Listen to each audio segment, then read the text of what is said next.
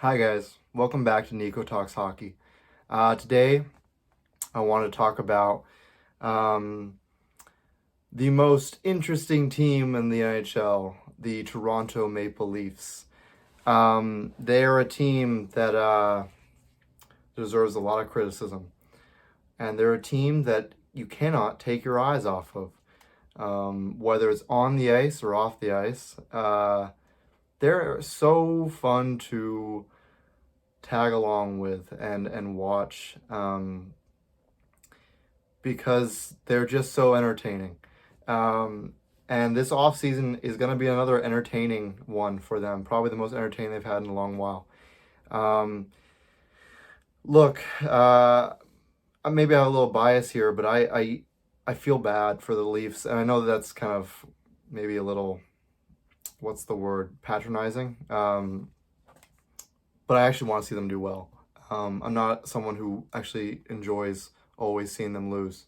I've said many times here before, I'm a big Steve Dangle fan, and I want to see him happy. I like when he's happy. It's just fun to see. He's so passionate, and so many Leafs fans are passionate, and I want to see them be rewarded for all their passion. So, but they're in a real pickle here, right? What do they do next? But this video is aimed to answer that exact question. This is the next installment in my What's Next series, looking at every team around the NHL who's out of the playoffs currently, analyzing where they were this season and what's next in their future. What are they going to do for next season? What's their next step? And just analyzing all of that. But yeah, I want to look at, firstly, their record this season. Their record this season was 52 wins, 26 losses, 4 points in overtime and shootout, for 108 points total. That was good enough to win them the Atlantic Division, which is maybe the most tough division in the entire league. Very, very impressive regular season, right? But we all know that. The record last season, 46 wins, 26 losses, and 10 points in the overtime and shootout for 102 points. They had the same amount of losses last year as this year. They just got more wins when it counted in the overtime and shootout. So that's really interesting, right? What's to say? They look the best they've ever looked, even in the regular season this year. Yeah, some of their advanced analytics weren't the best. I know that their 5-on-5, goals for percentage wasn't entirely the best. So some of the advanced analytics had some people thinking they were, a big paper tiger in the playoffs, and they kind of were, right? But they won the division. They hadn't done that minus the COVID year. They hadn't done that in a normal year in like forever. So that was very impressive, just from a regular season standpoint, without including playoffs, without including Stanley Cup, all that. It was very impressive what they were able to do in the regular season this year. Their GM, Brad Treliving, still. I've really grown on Brad Treliving. I think that although he's not the best GM in the league, I wouldn't say that. I think he's good. Like he had a great offseason, getting Stolarz, keeping Woll. You've got an unbelievable tandem now there. You get a lot of additions. Their biggest addition that isn't named Stolarz, Anthony Stolarz, Brandon Tanev. Just an awesome addition there and an absolutely necessary addition. So Brad Treliving. I'll eventually this summer come out with my personal rankings of the top 10 GMs in the league. I think he's going to be there. I think he's going to be I think he's a top 10 GM in the league. Coach, you've got Craig Berube, right? Craig Berube won the Stanley Cup in 2019 with the St. Louis Blues. They get him hoping that he can help do that again, but for the Leafs this time. And they're not going anywhere. They're not trading. They're not firing him anytime soon. They just got him, and he's so clearly not the problem in Toronto. Actually, he's probably helped them play the most playoff-like hockey they've ever played with that core, right? So, Craig Berube, He's there to stay, and for good reason. So we look at the top six. We look at the on-ice product. We've got Nyes, Matthews, Marner. This is just the lines that were for this year. I'm not projecting what's for next year. That maybe comes later. But just for this year, they had a top line of Nyes, Matthews, Marner, which is an unbelievable line. It, on paper, is an unbelievable line. And it adds to the conundrum of why they can't, seem to solve their problems in the postseason, because it's on paper such a deadly line. You've got potentially, the greatest goal scorer right now, right? The best goal scorer right now in Austin Matthews. You've got an unbelievable setup man and Mitch Marner, and you've got a young blossoming, like heavy hitting, do it all guy in Matthew Nyes. What a gem they found in Nyes, huh? Your second line, you've got McMahon, Tavares, and Nylander. Now, Tavares had an unbelievable year, but he is getting up there in age. We will see if he's back. Same with Marner. There's lots of decisions to make there. I'll get into those in a second, but just looking at what they had this year, Nylander is maybe my favorite player on the Leafs. He is awesome, and he is, of the core four, the guy that shows up the most. So good on William Nylander. He is a force to be reckoned with. But they might have to improve that the second line. If they get rid of Tavares, we'll see. And then McMahon, I don't know if he's a top six player. I think he kind of proved that he isn't this year. But let's look at defense. They've gotten better, like a lot better on defense, which will just add fuel to the fire of what I'm going to say soon in this video about, when I look at the identity of the team, where they're going next, and the keys to success, right? So their defense, their top line defense is an unbelievable shutdown pair of Jake McCabe and Brandon Tanev. Awesome shutdown pair. Love it. As a pair, it's one of the best shutdown pairs in the league when healthy. And then their second line of Morgan Rielly, Brandon Carlo. There's a lot of criticism hurled Morgan Rielly's way. Some of it's warranted, but Morgan Rielly shows up in the playoffs. He's a playoff guy. You have him because of his play in the playoffs. Should he be your number one defenseman, the quarterback guy the whole time for a Stanley Cup winning team? Probably not. I love Morgan Rielly, love him as a guy. I think he's a great guy, a great person, great human being. But as your number one quarterback defenseman, you probably want him as your number two. Now, I don't know where they're going to go hunting for number one, maybe with all the money they have after losing Tavares and Marner, right? But you've got Brandon Carlo now, who's another great, breakout guy, but also like a shutdown guy. So you've got a really nice defense there as your top four there. Even if you keep Rielly as your number one defenseman, it doesn't need some, I don't know. In my opinion, it's not where you need the biggest improvements. But we'll get to that. In goal, you have maybe the strongest tandem in the league. Anthony Stolarz, Joseph Woll, because both of those guys have shown they have the capabilities to be your number one starter.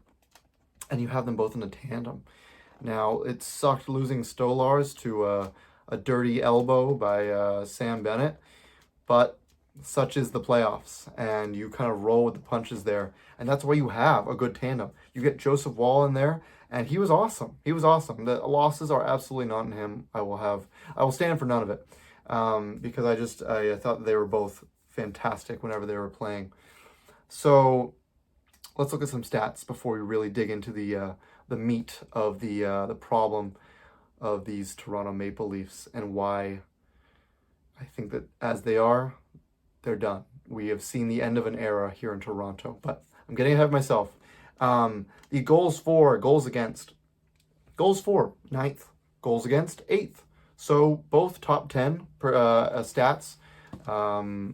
That's great. You don't have to be the best of the best in those regards. Look, would you want it a little bit better? Sure.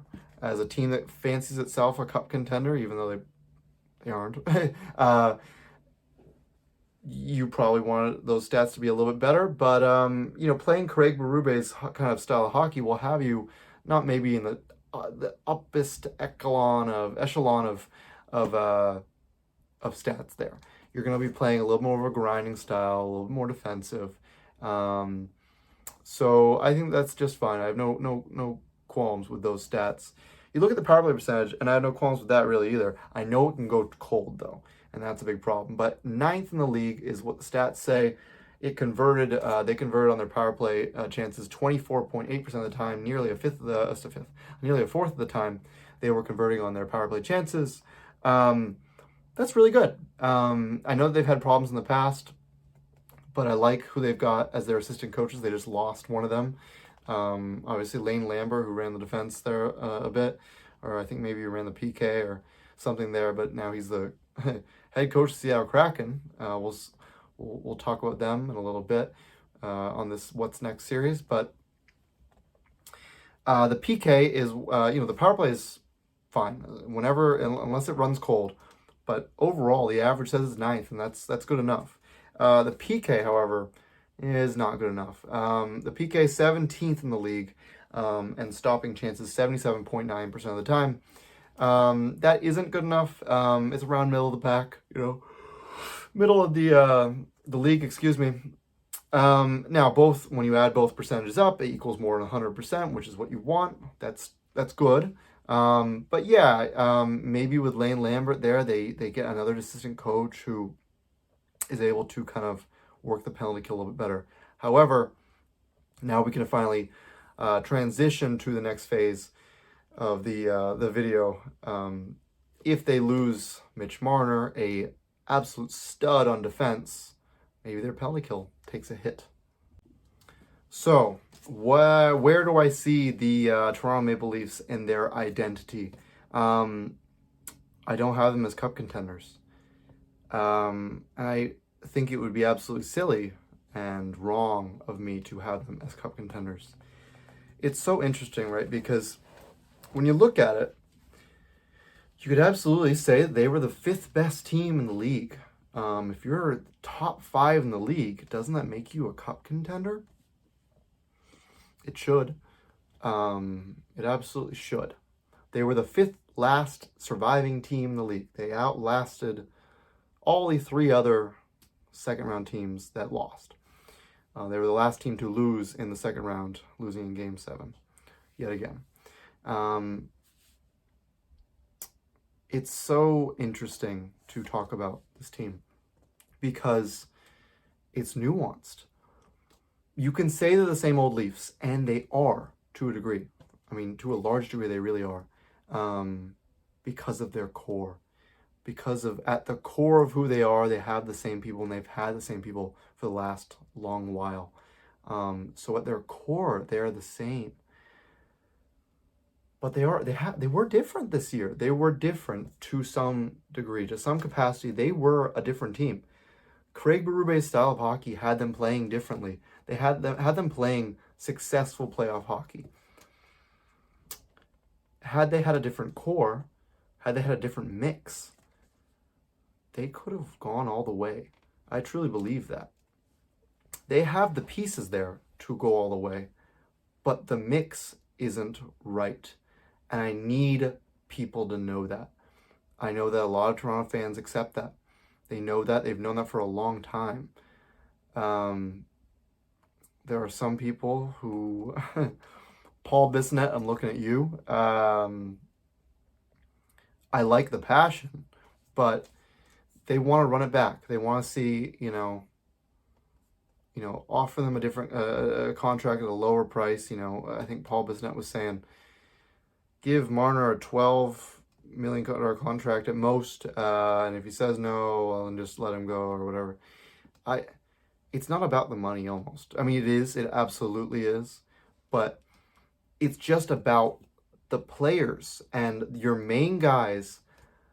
The problem is that the mix of guys, the combinations of Matthews, Marner, Nylander, Tavares, that combination of core doesn't work. And that just happens sometimes where it's just not good enough. You need a different combination to unlock a greater path forward, to unlock the third and fourth round of the playoffs and the Stanley Cup. You just need different mixes to help unlock each other. Sometimes you just can't get it done with certain people, and that's okay. It really is okay.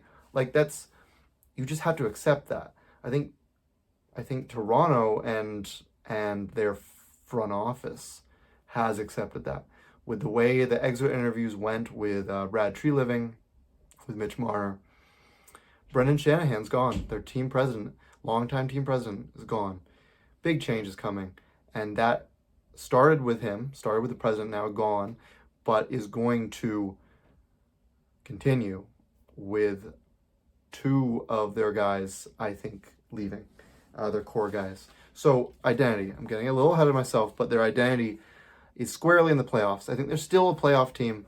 I think losing Mitch Marner will definitely show up on the points department, but I think they'll still be in the playoffs next year. They're too good not to be, and they've got too good of a coach to not be. However, they're nothing more than that, and until they find the right mix, they will continue to just be squarely in the playoffs and not a cup contender. But they will never be a cup contender until they change the mix. So it almost has to be a step backwards in order to go forward, because right now they are taking no steps. They're just walking in place. They're standing in place on the same step. It's okay. Walk backwards to walk forward.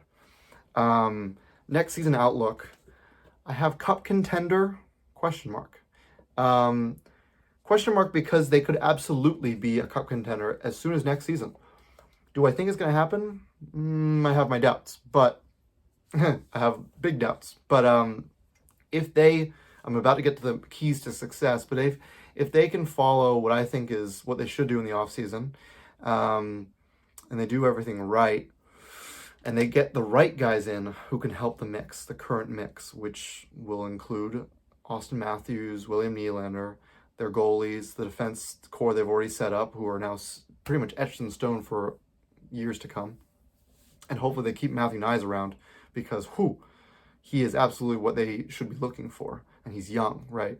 That's the best part of it. But yeah, they could be a cup contender because they've got so many pieces. They came a game away from being a top 4 team in the entire league. They're kind of close, but yet they're not close at all.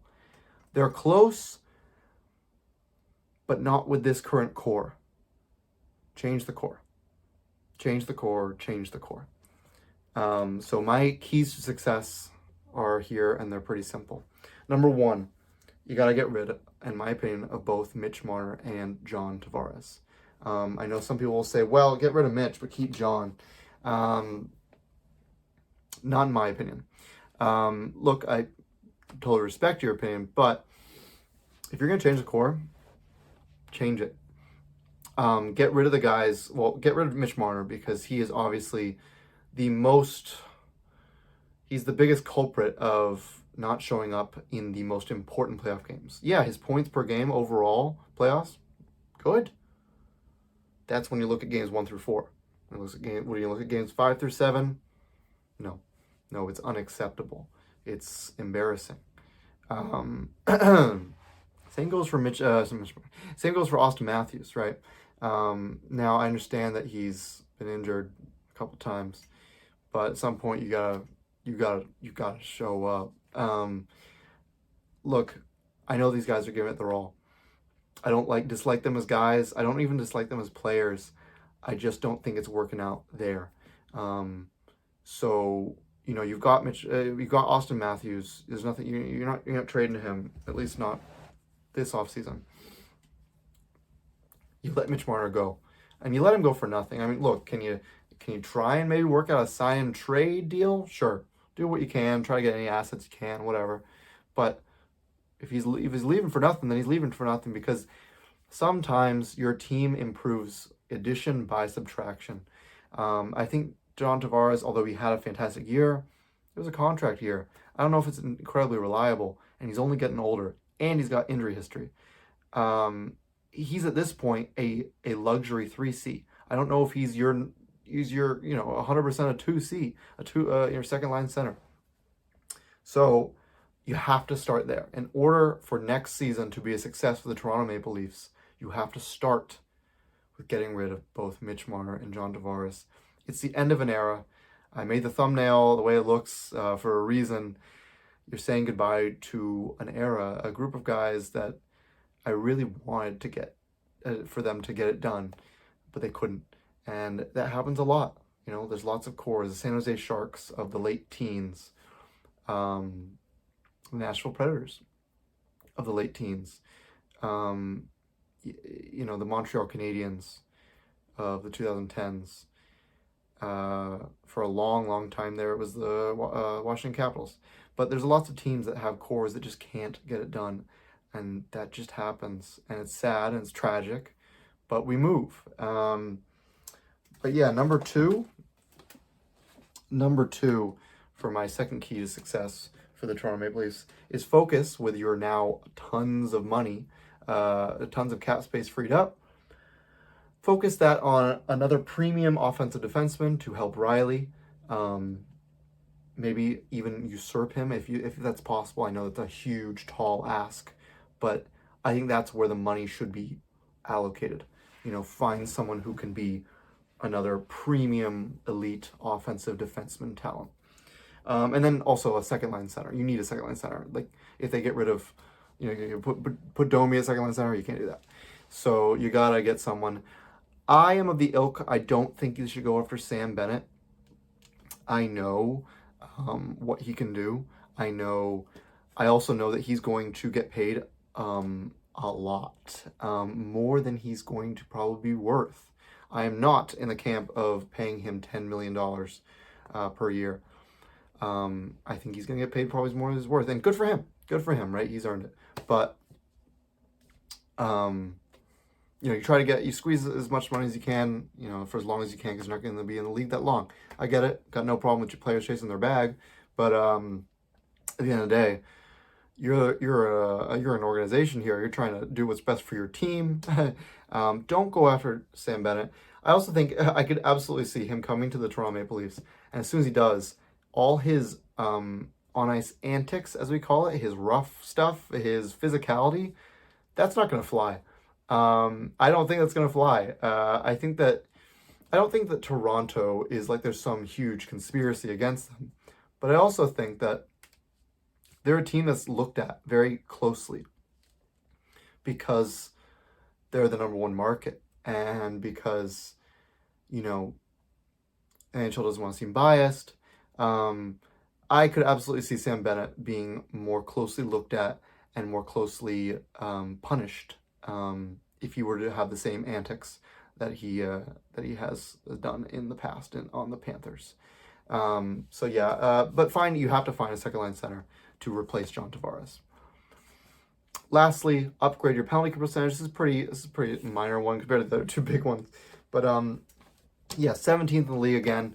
Penalty kill percentage needs to be better. All the best teams in the league have a good penalty kill percentage. All the Stanley Cup contending teams have one. Let's put it that way. And that's what they're trying to get to. And if they do this right, if Brad Treliving can be a true top 10 GM in the league, they can do this. But they have to say goodbye to some guys who have been there a long time, some true friends. Mitch Marner and Austin Matthews, I think, are like best friends. And that's going to be really rough. It's going to be tough for them. And I could see a significant drop back in the standings. I don't think they're going to miss playoffs, but again, if it's in the name of succeeding in the long run, you take a small step back in the short run. And I'm firm in that belief. But yeah, I think it is the end of an era in Toronto. It's sad, but it's necessary. And we'll see how it goes. No matter what way it goes, it is going to be very entertaining because it's Toronto and they're always entertaining.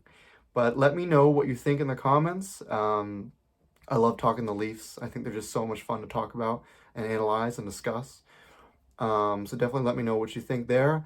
It would mean the world to me if you could like and subscribe. And I will see you in the next video, likely to be another What's Next installment. So thank you, and I'll see you soon.